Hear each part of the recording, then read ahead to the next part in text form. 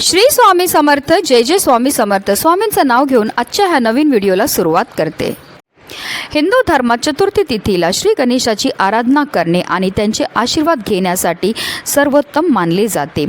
गणाधिप संकष्टी चतुर्थीचे व्रत केल्याने मनुष्याला शुभ फळ प्राप्त होतं. यासोबतच संकष्टी चतुर्थीच्या दिवशी पूजा केल्याने सर्व वाईट गोष्टी दूर होतात आणि सर्व बाधा नष्ट होतात.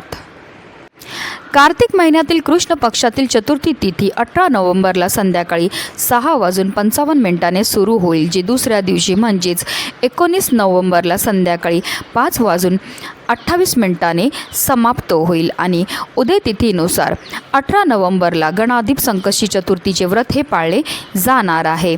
या दिवशी संध्याकाळी चंद्राला अर्घ दिला जातो, चंद्राची पूजा केली जाते आणि संध्याकाळी चंद्रोदय जो आहे तो 7:16 होणार आहे. नारद पुराणानुसार संकष्टी चतुर्थीच्या दिवशी संपूर्ण दिवस उपवास करावा. संकष्टी चतुर्थीच्या दिवशी घरामध्ये पूजा केल्याने नकारात्मक प्रभाव दूर होतात.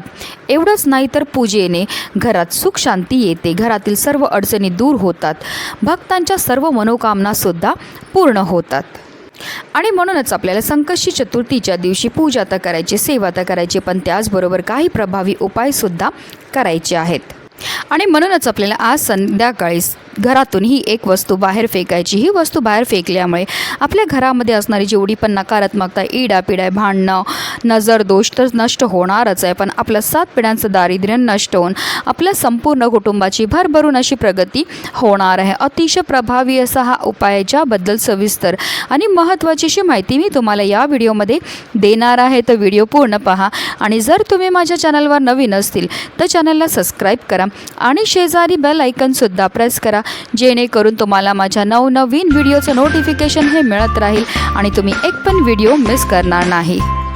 अगदी तुमच्यापासून माझ्यापर्यंत प्रत्येकजण खूप मेहनत करतो, खूप कष्ट करतो, जेणेकरून आपल्या आयुष्यामध्ये सुख समृद्धी नांदेल. पण बऱ्याचदा काय होतं ना, आपल्या घरामध्ये काही दोष असतात किंवा आपल्यामध्ये काही दोष असतात, त्यामुळे सुद्धा आपल्याला कोणत्याही क्षेत्रामध्ये यश हे मिळत नाही. आपण मेहनत तर करतो, कष्ट तर करतो, पण आपल्या कष्टाला, आपल्या नशिबाची साथ ही मिळत नाही. आपल्या घरी पैसा तरी येतो, पण आलेला पैसा टिकून राहत नाही. जर आपल्या घरामध्ये वारंवार भांडणं होत असेल, कलह होत असेल, आजारपण येत असेल, नवरा बायकोचं पटत नसेल किंवा मुलांचं पटत नसेल, की आपली मुलं खूप शिकलेली आहेत पण त्यांना नोकरी किंवा व्यवसायामध्ये यश मिळत नसेल, तर आवर्जून प्रत्येकाने हा प्रभावी उपाय जो आहे तो आजच्या दिवशी करायचा आहे. आता हा उपाय आपल्याला कधी करायचा, तर हा उपाय आपल्याला आज संध्याकाळी 6 वाजल्यापासून 7:30ची जी वेळ असते ती माता लक्ष्मीची आगमनाची वेळ असते. आणि जर त्या वेळेमध्ये आपण काही विशेष उपाय केले तर त्यामुळे माता लक्ष्मी आपल्यावर प्रसन्न होते आणि तिचं अखंड आगमन आपल्या घरामध्ये होत असतं. पण आता काही कारणास्तव तुम्हाला या वेळेमध्ये हा उपाय करणं शक्य नाही झालं, तर तुम्ही अगदी रात्री 12 वाजेपर्यंतसुद्धा हा उपाय जो आहे तो करू शकतात. हा उपाय सुरू करायच्या अगोदर सर्वप्रथम आपल्याला देवघरामध्ये दिवा हा प्रज्वलित करून घ्यायचा आहे, कारण कोणतीही सेवा किंवा कोणताही उपाय जो आहे तो आपल्याला अग्नीच्या साक्षीने करायचा आहे. त्यानंतर आपल्याला विधिवत देवपूजा ही करून घ्यायची आहे. तसेच आपल्या घराचे सर्व दरवाजे आणि खिडक्यासुद्धा आपल्याला खोलून द्यायचे आहेत, कारण आपल्या घरामध्ये असणारी जी नकारात्मकता, इडापिडा आहेत, दोष आहेत, अलक्ष्मी येतील, आपल्याला घरातनं बाहेर काढून टाकायचं आहे. सगळ्यात पहिली वस्तू जी आपल्याला ह्या उपायाकरता लागणार आहे ते म्हणजे काळे तिळ.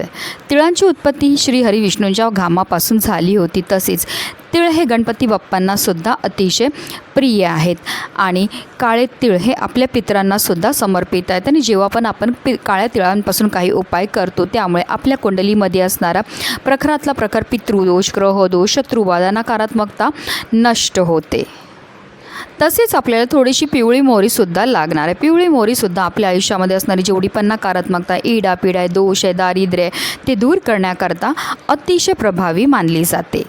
तसेच आपल्याला 5 लवंगासुद्धा ह्या उपायाकरता घ्यायच्या आहेत. ज्या लवंगा आपण घेणार ते व्यवस्थित पाहून घ्यायच्या, त्या अखंड असाव्या, कुठे तुटलेल्या, फुटलेल्या किंवा खराब झालेल्या नसाव्या.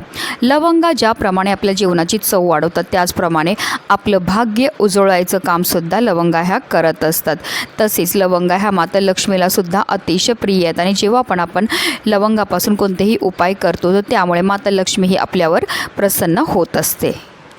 आता ह्या तिन्ही वस्तू आपल्या उजव्या हातामध्ये घ्यायच्यात आणि आपल्या घरामध्ये जेवढे पण सदस्य आहेत त्या प्रत्येक सदस्याच्या डोक्यापासून पायापर्यंत 7 वेळा आपल्याला ह्या वस्तू ज्या आहेत त्या उतरवून टाकायच्या. त्याचबरोबर आपल्या संपूर्ण घरामधनं सुद्धा आपल्याला ह्या वस्तू ज्या आहेत त्या फिरवून घ्यायच्या. त्यानंतर आपल्याला आपल्या मुख्य प्रवेशद्वाराच्या बाहेर जाऊन उभं राहायचं आणि आपल्या मुख्य प्रवेशद्वारावरनं सुद्धा आपल्याला 7 वेळा ह्या वस्तू ज्या आहेत त्या उतरवायच्यात. उतरवताना आपल्या मनामध्ये असा भाव असला पाहिजे की ह्या वस्तूंबरोबर माझ्या घरामध्ये असणारी जेवढी पण नकारात्मकता, इडापिडा, दोष आहेत, दारिद्र्य हे मी दूर केलेलं आहे आणि माझ्या घराची मोठ्या प्रमाणामध्ये प्रगतीही झालेली आहे.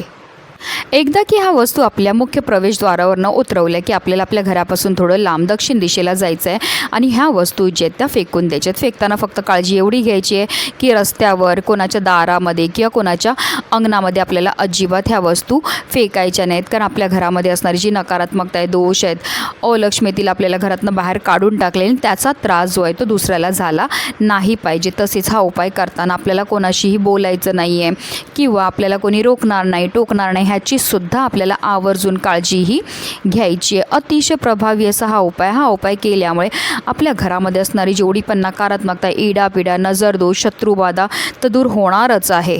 पण आपलं 7 पिढ्यांचं दारिद्र्य नष्ट होऊन आपल्या संपूर्ण कुटुंबाची भरभरून अशी प्रगती होणार आहे. अतिशय प्रभावी असा हा उपाय आहे, ज्याबद्दल सविस्तर माहिती मी तुम्हाला या व्हिडिओमध्ये दिली आहे. म्हणूनच व्हिडिओ जास्तीत जास्त लोकांपर्यंत शेअर करा, जेणेकरून प्रत्येकाच्या आयुष्याचं कल्याण हो हीच मनामध्ये इच्छा. श्री स्वामी समर्थ. जय जय स्वामी समर्थ.